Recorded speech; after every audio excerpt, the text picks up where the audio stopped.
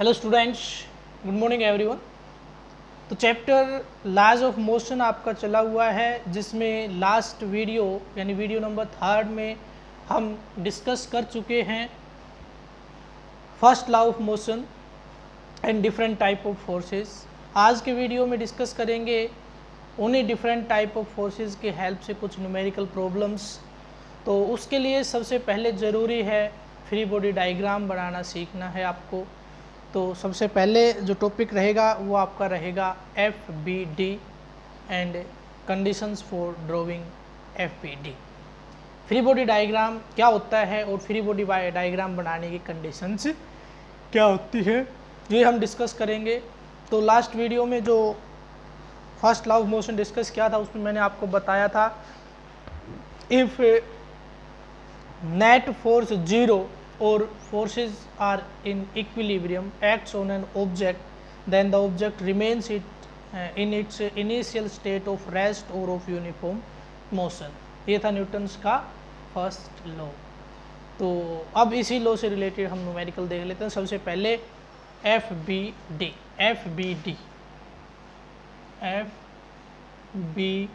Full form क्या होती है? Free body diagram. Free body diagram. FBD का मीनिंग क्या हुआ? Free body diagram. क्लियर है? चलिए, तो एक टास्क दी थी, उस टास्क में वही बात होगी आपकी आधे, यानी ये मान के चलिए 65% स्टूडेंट्स ने उसका रिप्लाई दिया है, बाकी 100% तो अब भी नहीं हुआ। तो बहुत गलत बात है। हो सकता है, मेरे को ये लग रहा है कुछ बच्चे वीडियो ही नहीं देख रहे हों, तो रिप्लाई कैसे करेंगे? तो ये बहुत बड़ी दिक्कत है उन बच्चों के साथ जो वीडियो नहीं देख रहे हैं। तो जो देख रहे हैं 65% स्टूडेंट्स जिन्होंने रिप्लाई किया है, वो अपना काम रेगुलरली रखें, उनके ऊपर ना जाएं जो बच्चे वीडियो नहीं देख रहे हैं। भाई देखो, आपको भी पता है 2, 4, 5 स्टूडेंट्स तो ऐसे भी होते हैं जो केवल और केवल तब पढ़ते हैं जब उनको ये लगे कि अब तो हम फेल होने वाले हैं। तो वही है कि वो परसेंटेज, अगर क्लासेस लगती हैं तो ये काम करने वालों की परसेंटेज 90 और 95% हो जाती है। लेकिन अब जो बच्चे केवल और केवल डर से पढ़ते हैं, उनके ऊपर डर तो है नहीं, तो वो नहीं कर रहे काम, तो उनका कुछ नहीं हो सकता। हम क्या कर सकते हैं बताइए? ठीक है, बस यही है कि घर जाके चेक करेंगे, वो फिर दोबारा 5-7 दिन काम करते हैं, फिर छोड़ देते हैं। तो आप उनकी तरह नहीं करें। जो अच्छे बच्चे हैं, जो काम करने वाले हैं, आपके लिए बहुत बहुत इम्पोर्टेंट चीज़ जो है वो 11th क्लास में, बहुत इम्पोर्टेंट टॉपिक्स हैं वो 11th क्लास में ही होते हैं। यहीं से आपका 50% जो सिलेबस होता है वो कवर किया जाता है। और मैं तो ये कहता हूँ, जो मेन फिजिक्स है, जो इंटरेस्टिंग है, जो सीखने की फिजिक्स है, वो 11th में ही है।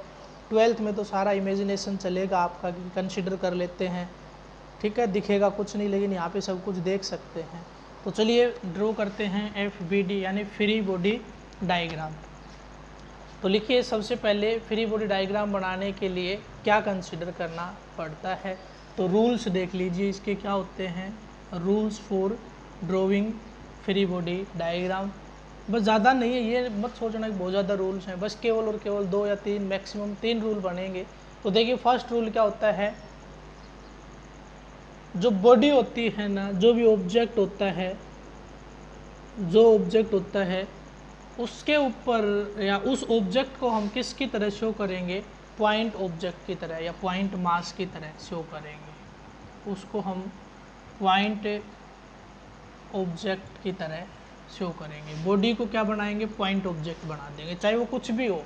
इसका मतलब ये हुआ कि ऐसे ऐसे करके कोई बॉडी दे रखी है या कोई बॉडी ऐसे दे रखी है, वो कह रहा है इसके ऊपर mg इधर लग रहा है, इसको कोई इधर खींचने लग रहा है ऐसे पकड़ के, तो इसके ऊपर T टेंशन इधर लग रही है, तो इसका FBD बनाइए। तो FBD का मतलब ये है कि ये जो ऑब्जेक्ट है ना, इसको मैं क्या बना दूंगा? पॉइंट मास ऑब्जेक्ट, यानी पॉइंट ऑब्जेक्ट बना दूंगा और इसको लिख दूंगा M, और इसके ऊपर लगने वाले फोर्स दिखा दूंगा यहाँ पे mg, और इधर क्या कह रहा है ये? टेंशन। तो mg को बैलेंस करने के लिए ऊपर क्या लगता है? Normal reaction. यहाँ पे लगेगा ना नॉर्मल रिएक्शन, कॉन्टैक्ट पॉइंट बन गया तो नॉर्मल रिएक्शन भी लगता है, नीचे क्या लगेगा, नीचे क्या लगेगा mg। तो इसको पहले क्या बनाना है, पॉइंट ऑब्जेक्ट, इस बड़े ऑब्जेक्ट को, और फिर उसके ऊपर ये फोर्सेज शो कर देना। ऐसे ये ऑब्जेक्ट है तो इसको भी मैं ऐसे, यानी यहाँ से पॉइंट ऑब्जेक्ट बनाने का मतलब आप समझ गए होगे, चाहे वो कोई भी शेप हो, कितना भी बड़ा हो कितना भी छोटा हो, हम उसको पॉइंट की तरह ड्रॉ करेंगे। सेकंड रूल देख लीजिए,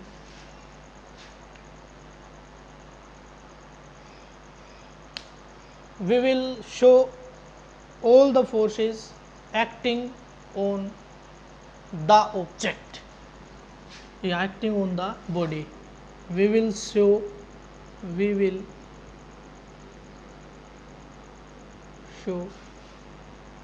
all the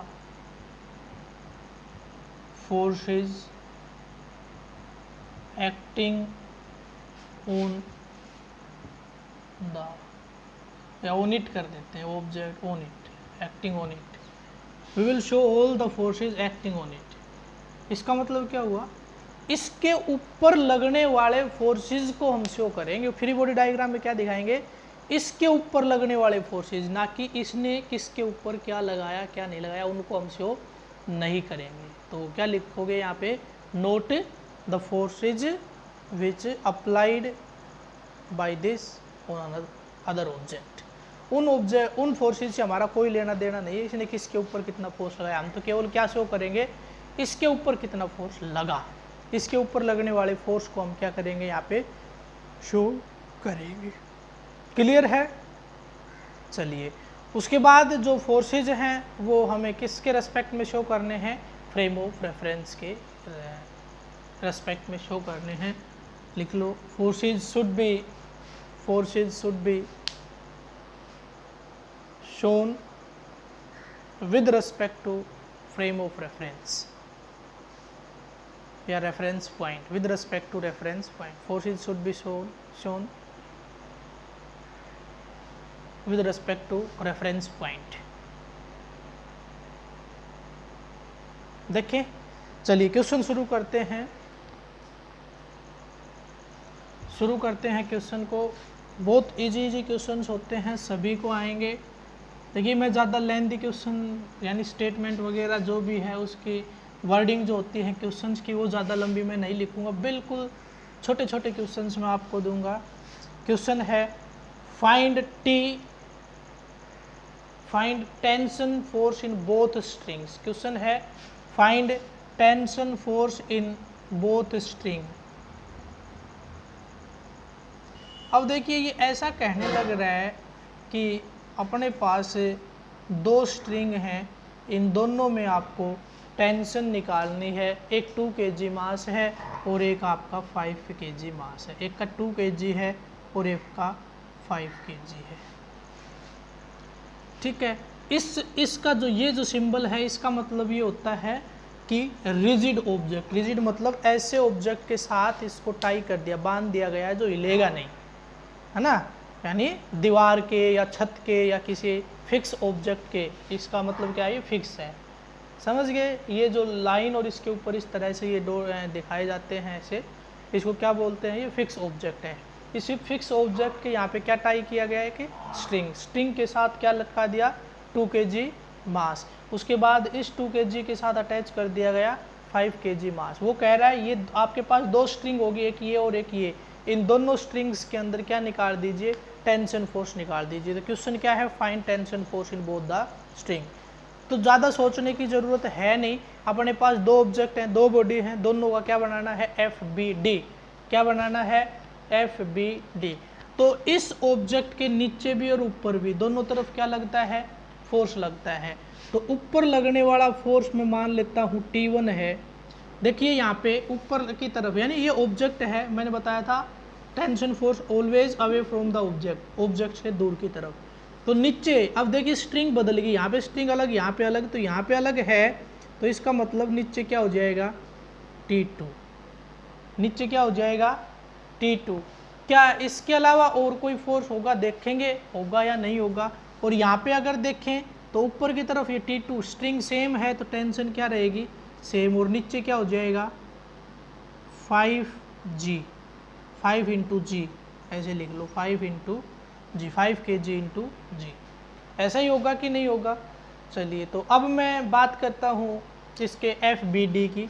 तो FBD बनाने के लिए मैंने यहाँ पे ये किया कि ऊपर की तरफ लगने वाला फोर्स है T1, हालांकि नीचे की तरफ लगने वाला फोर्स क्या है? T2 है। क्या है? T2 है। तो अब मेरे को ये बताइए कि ये जो आपके पास नीचे लगने वाला फोर्स है, इसमें इसमें कहीं इसके ऊपर नीचे लगने वाले फोर्स में T2 तो मैंने ड्रॉ कर दिया, सही है, बिल्कुल T2 तो है। साथ में इसका मास कहाँ गया? ये मास भी स्ट्रिंग के ऊपर ही तो लटका हुआ है, तो इसका मतलब है नीचे एक फोर्स और भी है, और वो कितना है? 2 इंटू जी। और हम क्या पढ़ रहे हैं? फोर्सेज आर इन इक्विलिब्रियम, यानी जितना फोर्स ऊपर उतना ही फोर्स नीचे। तो नीचे कितना हुआ? T2 plus 2 into g. This is equation number first. ये क्या हो गया? FBD किसका? 2 kg का। यहाँ पे क्या लिख देता हूँ मैं? 2 kg। ये 2 kg का FBD हो गया। Now draw the FBD of 5 kg। 5 kg का FBD बनाइए। तो ये क्या है आपका? 5 kg। इसके ऊपर लगने वाले फोर्स देख लीजिए। ऊपर लगने वाला फोर्स T2 और नीचे लगने वाला फोर्स 5 इंटू जी। इसके अलावा कोई और फोर्स लग रहा है क्या इसके ऊपर? नहीं लग रहा। इसके ऊपर कोई और फोर्स नहीं लग रहा। तो इसके ऊपर लगने वाले फोर्स को अगर मैं यूज करूं तो ऊपर वाला फोर्स इज इक्वल टू नीचे वाला, तभी तो ये रेस्ट में रहेगा। हम क्या पढ़ रहे हैं? Newton's first law of motion, और वो क्या कहता है कि जो चीज़ इनिशियल स्टेट में है अपनी उसी में रहेगी तब तक फोर्सेस बैलेंस है। तो ये इनिशियल स्टेट इसकी ये लटका हुआ था, लटका ही रहेगा तब तक ये फोर्स नहीं बढ़ाओगे, और बढ़ा दोगे तो ये टूट जाएगा। ठीक है, तो इस तरह की कंडीशन कुछ क्रिएट हो रही है। तो T2 इज इक्वल टू, ये गिवन मिलता है, और नहीं मिले तो भी आपको ऐसे ही करना होता है। वैसे गिवन होता है या आप लिख सकते हो सॉल्यूशन में। क्या लिखोगे? अकॉर्डिंग टू दिस प्रॉब्लम, या according to the given words of the problem, in जो आपके वर्ड्स इस प्रॉब्लम में लिखे हुए हैं, या according to the diagram the forces are in equilibrium. इस डायग्राम के अकॉर्डिंग हमें लग रहा है कि फोर्स किस में है? इक्विलिब्रियम में। ऐसा लिखकर सोल्व कर दीजिए। तो T2 इज इक्वल टू क्या आ जाएगा? ऊपर वाला फोर्स किसके बराबर होगा? नीचे वाले फोर्स के बराबर होगा, 5 इंटू जी। तो T2 की वैल्यू कितनी आ गई है? 5g। जी की वैल्यू क्या लेनी होती है? मैं ज़्यादातर क्वेश्चन में g is equal to 10 use करूँगा। ठीक है, क्या यूज करूँगा? 10 यूज करूँगा। तो आप यानी कैलकुलेशन इजी करने के लिए, तो क्या हो जाएगा? 5 into 10 is equal to 50 newton. तो नीचे वाला फोर्स क्या हो गया है आपका? 50 न्यूटन है ना। फोर्स किस में आएंगे? आपके न्यूटन में। यहाँ पे T2 की वैल्यू रख दीजिए। तो T1 is equal to 50 plus 2 into 10 is equal to 70 newton. तो ये मेरे पास फोर्स आया है। T1 की वैल्यू आ गई है 70 न्यूटन, और T2 की वैल्यू आ गई है 50 न्यूटन। ये था क्वेश्चन। बहुत इजी था ना? बहुत इजी सा क्वेश्चन था।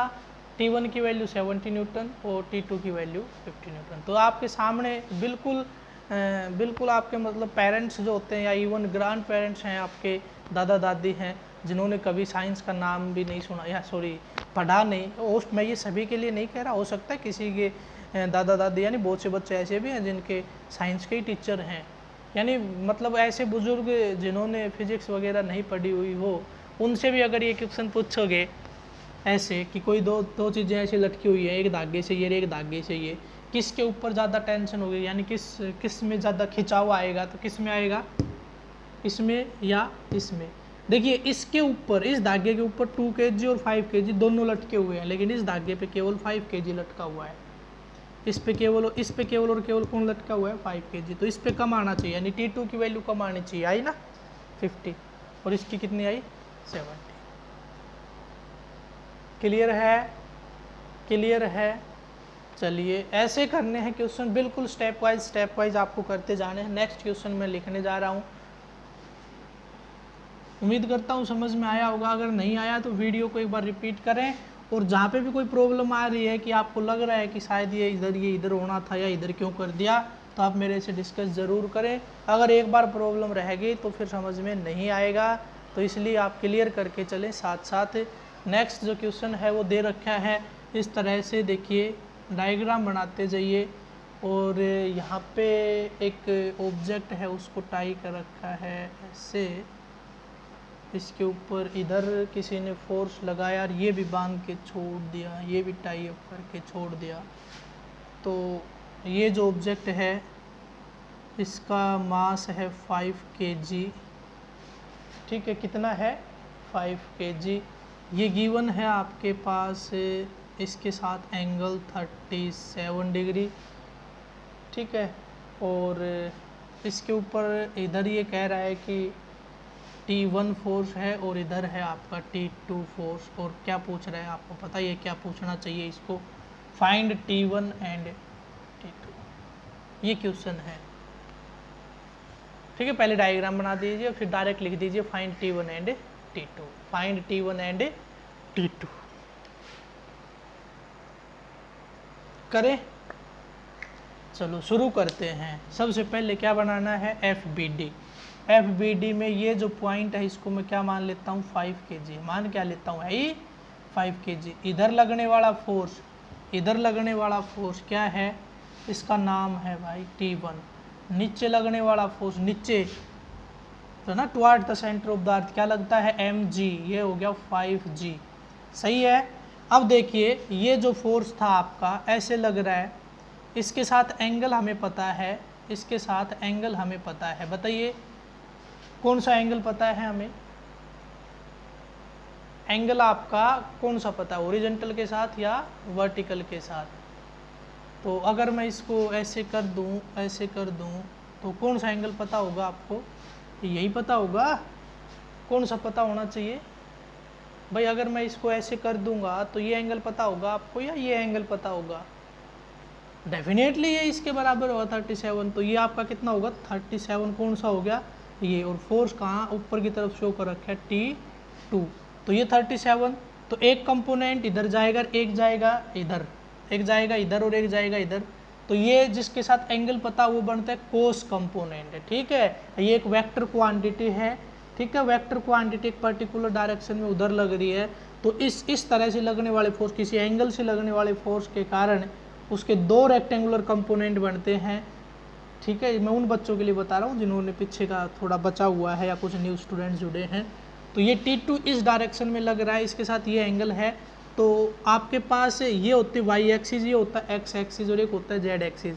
तो हम कोशिश करते हैं जो फोर्सेज हैं उनको अलोंग द एक्सिस शो करें। तो इस T2 को हम अलोंग द एक्सिस शो करना चाहते हैं, तो अलोंग द एक्सिस अगर शो करेंगे तो ये एक वेक्टर क्वांटिटी है, वेक्टर क्वांटिटी को दो रेक्टेंगुलर कंपोनेंट्स में हम रिजोल्व करेंगे। तो जो रेक्टेंगुलर कंपोनेंट हैं वो एंगल की हेल्प से बनेंगे। तो एंगल है 37 डिग्री। तो जिस रेक्टेंगुलर कंपोनेंट, यानी एक कंपोनेंट ये बना और एक बना ये, अभी मैं बताऊंगा क्यों बने ये। तो इसके साथ हम क्या करेंगे, अब इनको रिजोल्व करना सीखेंगे। तो T2 के दो कंपोनेंट, एक इधर और एक इधर, तो जिसके साथ एंगल पता हो वो बनता है T2 कोस 37 डिग्री, और इधर क्या बनेगा आपका T2 साइन 37 डिग्री। ये मत सोचिए कोई और रूल, और कोई रूल नहीं है। जिसके साथ एंगल पता हो कोस कंपोनेंट, और जिसके साथ एंगल पता था उसका जो 90 के ऊपर जो है वो उसका साइन कंपोनेंट, बस यही रूल होता है, और कोई नया रूल इसके ऊपर नहीं होता। तो इनको उठा के यहाँ रख दीजिए। ऊपर की तरफ क्या आ रहा है, ऊपर की तरफ आ रहा है T2 कोस 37 डिग्री, और इधर आ रहा है आपका T2 sine 37 degree, T2 sine 37 degree. हम क्या पढ़ रहे हैं, Newton first law of motion, और वो क्या होता है इक्विलिब्रियम, सारे फोर्स आपस में क्या होंगे, बराबर होंगे, यानी अपोजिट फोर्स ही, सारे में नहीं, ऐसे मत कर देना T2 cos 37 is equal to T2 sine 37, ऐसे नहीं, opposite forces are equal to T2 cos 37 degree is equal to 5 into g, ठीक है। तो यहाँ पे कोस 37। अब बात आती है ट्रायंगल की जिसका नाम होता है पाइथागोरियन ट्रिपलेट, नोट कर लीजिए। इस ट्रायंगल का नाम है पाइथागोरियन ट्रिपलेट, जिसकी साइड्स फिक्स होती हैं 3, 4, 5, ये 5 और 3 जहाँ पे मिलते हैं वो एंगल होता है 53, ये हो गया 90 डिग्री, तो ये कितना बच गया 37 डिग्री। अपने पास क्या गिवन है 37, बाकी सभी एंगल को हटा दीजिए और 37 ले लीजिए। अब इसके ऊपर क्या लगा दीजिए कोस थीटा वाला रूल, कोस 37 का रूल लगा दीजिए। क्या होता है बेस अपॉन हाइपोटेन्यूज, तो बेस क्या है 4 और हाइपोटेन्यूज क्या है 5, तो क्या हो जाएगा यहाँ से कोस 37 डिग्री इज इक्वल टू 4/5। तो यहाँ पे मैं क्या लिख सकता हूँ 4/5, T2 इज इक्वल टू, चलो मैं लिख देता हूँ into 4/5 is equal to 5 into 10, और T2 इज इक्वल टू ये जाएगा उधर यानी, तो ये हो गया 5 into 5 into 10/4 is equal to 2 5 जा 10 25 5 125 तो ठीक है, सोल्व करके आपको लिख देना है, जो भी आपका रिजल्ट आए वो आपको लिख देना है। ठीक है, तो ये हो गया, इतने न्यूटन में आंसर आ गया। अब बात करते हैं T1 की, तो T1 के लिए क्या करोगे आप, तो T1 is equal to T2 sine 37 degree. तो T2 की वैल्यू आ चुकी ना, T2 की वैल्यू कितनी आई 125/2, और यहाँ से साइन 37 निकालोगे तो साइन 37 वो होता है परपेंडिकुलर अपॉन हाइपोटेन्यूज यानी 3/5। तो जो भी आपका रिजल्ट आएगा वो यहाँ से आप लिख दोगे किस में, न्यूटन में। हो गया। अब एक चीज़ और बताया था, मैं कह रहा था कि ये मैं क्लियर करूँगा अभी, वो क्लियरेंस क्या होती है। देखिए आपके पास क्या हुआ, आपने क्या किया कि इस तरह से मेरे पास एक ऑब्जेक्ट रखा हुआ था, ठीक है, उस ऑब्जेक्ट को एक धागा आपने बांध लिया उसके ऊपर, नहीं चलो यहाँ रखा था, उसके ऊपर एक धागा आपने बांध लिया इधर और एक मैंने बांध लिया इधर, दोनों ने इसके ऊपर फोर्स लगाना शुरू किया, F1 इधर लगा, F2 इधर लगा, तो ये ऑब्जेक्ट किधर जाना चाहिए, ये आपका ऑब्जेक्ट कहाँ जाएगा, सोच के देखिए, इमेजिन करके देखिए। एक ऑब्जेक्ट के ऊपर दो धागे बांध दीजिए ऐसे बिल्कुल, और उनको बिल्कुल एज इट इज़ खींचते जाइए, ये ऑब्जेक्ट कहाँ जाएगा आपका, इधर जाएगा। तो ये इनका क्या आ गया रिजल्टेंट फोर्स। अब गिवन क्या होता है, ये इसको रिजोल्व करना होता है, तो रिजोल्व करना होता है तो एक इधर होगा और एक इधर होगा। ऐसे यहाँ पे हुआ है, रिजल्टेंट फोर्स किधर था, इधर। क्यों होगा, क्या, क्योंकि कुछ फोर्स इसका इधर लग रहा है और कुछ फोर्स इधर लग रहा है, कितना लग रहा है उसके लिए ये फॉर्मूला रहा। तो ये था आपका न्यूमेरिकल। ठीक है, नेक्स्ट नोट कीजिए।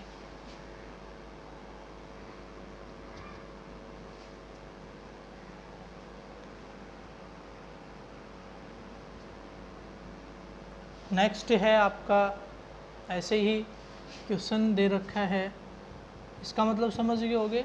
इस तरह का सिंबल किसके लिए होता है, रिजिड स्पॉट के लिए होता है। तो ये कह रहा है कि नीचे कोई ऑब्जेक्ट ऐसे इसके ऊपर टाई कर रखा है, तो इसके ऊपर दो चेन यहाँ पे लटका, दो चेन से इसको टाई कर रखा है, ठीक है, इस तरह से।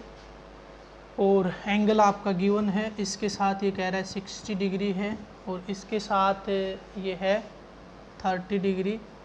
तो आपको T1 और T2 निकाल के दिखाना। ये कह रहा है ये इधर T1 है और इधर आपका T2 है। Find T1 and T2 if the mass of the object is 2 kg। अगर ये 2 kg मास हो तो इसका क्या निकाल दीजिए, T1 और T2 की वैल्यू। तो एक बार मैं फ्री बॉडी डायग्राम बना देता हूँ, सोल्व आपको करना है। तो पहले मैं किसका फ्री बॉडी डायग्राम बनाऊँ, एक की ही है, एक का ही फ्री बॉडी डायग्राम बनेगा, किसका 2 kg का। तो ये लो, ये पॉइंट को मैं 2 kg का मान के चल रहा हूँ। इसके ऊपर लगने वाले फोर्स, सबसे पहले नीचे एक ही फोर्स लग रहा है और वो कौन लग रहा है, 2 × G, ठीक है। इधर लगने वाला फोर्स, इधर क्या होगा, इसका कोस कंपोनेंट, ठीक है। इधर क्या होगा, ऊपर वाले T1 का कोस कंपोनेंट क्या होगा, T1 कोस 60 डिग्री। तो इसका एक कंपोनेंट किधर जाएगा, एक कंपोनेंट इसका कहाँ जाना चाहिए, इधर ऊपर की तरफ। तो इसका एक कंपोनेंट इधर जाना चाहिए, तो ये होना चाहिए T1 साइन 60 डिग्री। ऐसे ही अगर मैं इसकी बात करूं तो T2 का एक कंपोनेंट कहाँ होगा, इधर होगा, वो कौन सा होगा, कोस कंपोनेंट। तो ये मैं कर देता हूँ T2 कोस 30 डिग्री गिवन है यहाँ पे। तो एक कंपोनेंट इसका किधर जाना चाहिए, इधर। तो एक कंपोनेंट इसका किधर जाना चाहिए, इधर। वो क्या होगा, T2 sine 30 degree. Now solve this 41 and T2 हो जाएगा। तो आप पहले क्या करोगे, फोर्सेज आर इक्विलिब्रियम में अगर हैं तो T1 sine 60 degree plus T2 sine 30 degree is equal to 2 into g, this is equation number first. और इधर से आपका बनेगा T1 cos 60 degree is equal to T2 cos 30 degree, this is equation number second. दो equation, दो variable, find the value of T1 and T2 from these equations. इन दोनों equation से T1 और T2 की वैल्यू निकाल दीजिए। नेक्स्ट क्वेश्चन,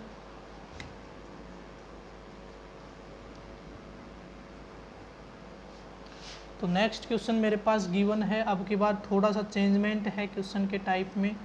क्वेश्चन कुछ इस तरह से गिवन था और इस क्वेश्चन में जो गिवन है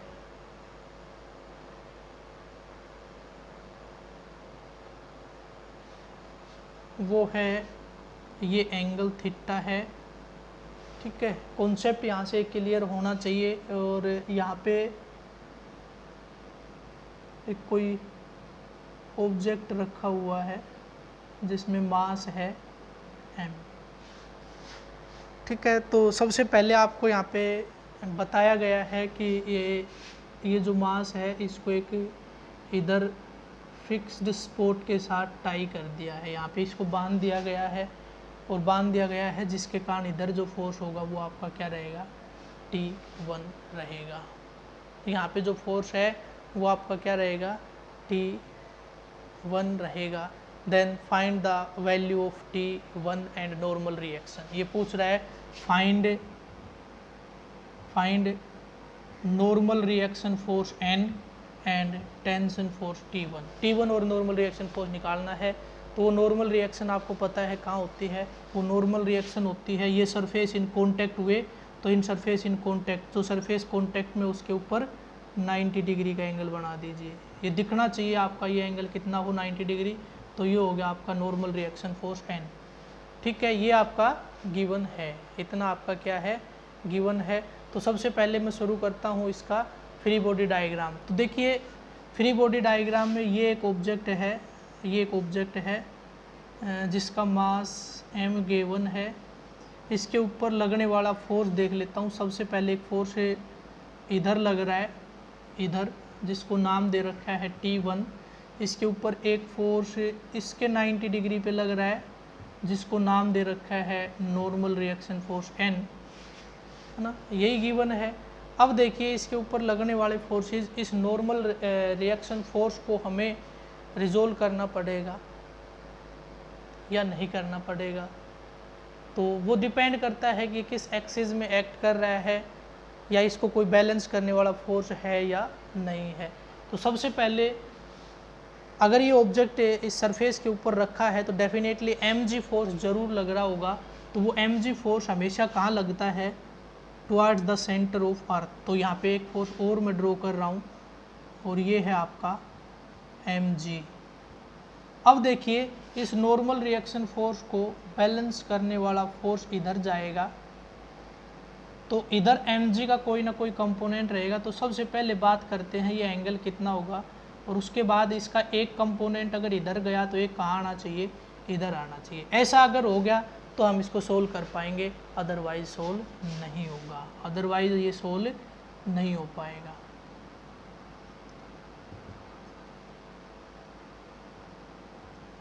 तो ये हो जाएगा mg कोस और ये एंगल जो भी होगा, सपोज ये थीटा होगा, अभी मैं बता देता हूँ, और इधर आएगा आपका mg साइन थीटा।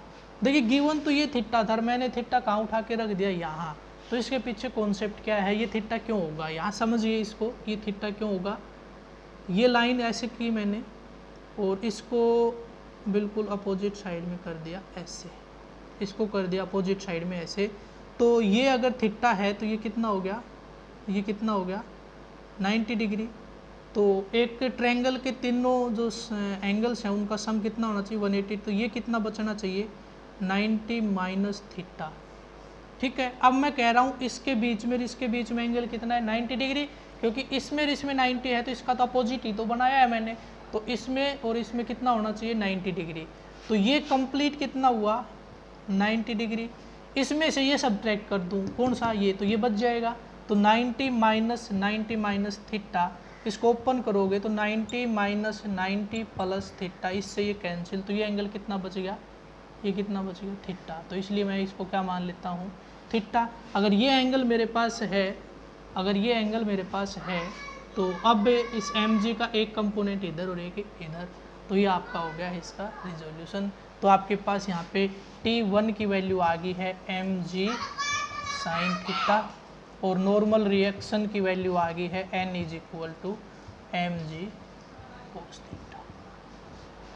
ये आपके पास जर्नल एक्सप्रेशन बनी है। इससे रिलेटेड न्यूमेरिकल आ सकते हैं कि वो हो सकता है यहाँ पे एंगल थीटा है, जैसे आपके लिए टास्क में दे देता हूँ यहाँ पे इसमें कि ये जो एंगल था थीटा, इसको मान लीजिए 53 डिग्री, कितना मान लीजिए 53 डिग्री ये है, इसको मान लीजिए 5 kg, बस और कुछ किसी भी चीज़ की ज़रूरत है नहीं।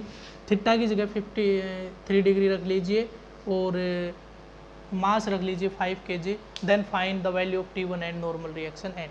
सेम इसी क्वेश्चन में क्या निकालना, यही तो फॉर्मूला तो यही बनने हैं, इसके अंदर वैल्यूज़ आपको रख के दिखानी है, थीटा की जगह 53 डिग्री।